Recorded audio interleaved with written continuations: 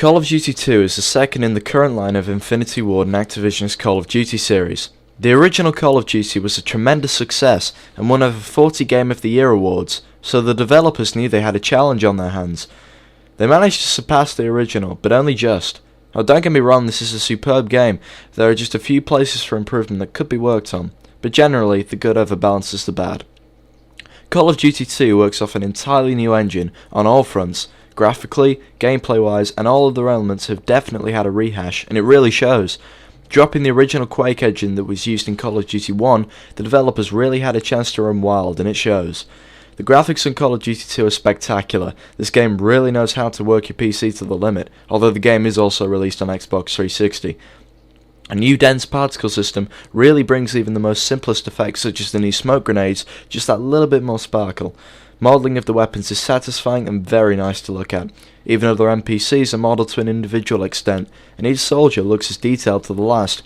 Once again, Call of Duty 2 spans out across the World War II era, generally in the last theatre of operations, and includes many famous events, such as the fight for Hill 400, the British troops located in the African deserts, and the fight to gain back Russia in desperate weather conditions, all of which are displayed with tremendous prowess. The AI in the game is also great, although it lacks a little common sense from time to time. Generally, however, is excellent. A few issues occur with some soldiers seemingly waiting 3 seconds to fire, and other similar cases, but I have not noticed these since patching, so these areas are not really for concern.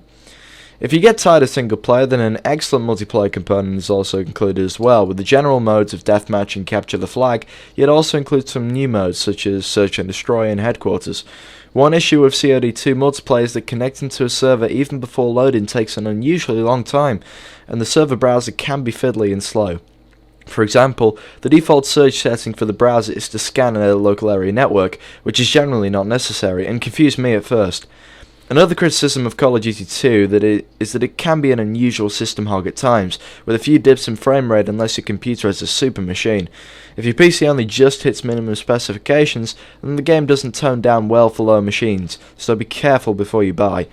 However, if you are wanting quality World War II action with a fast pace and an excellent polish, look no further than Call of Duty 2. This was Chris Gard for 5 Star Game Reviews.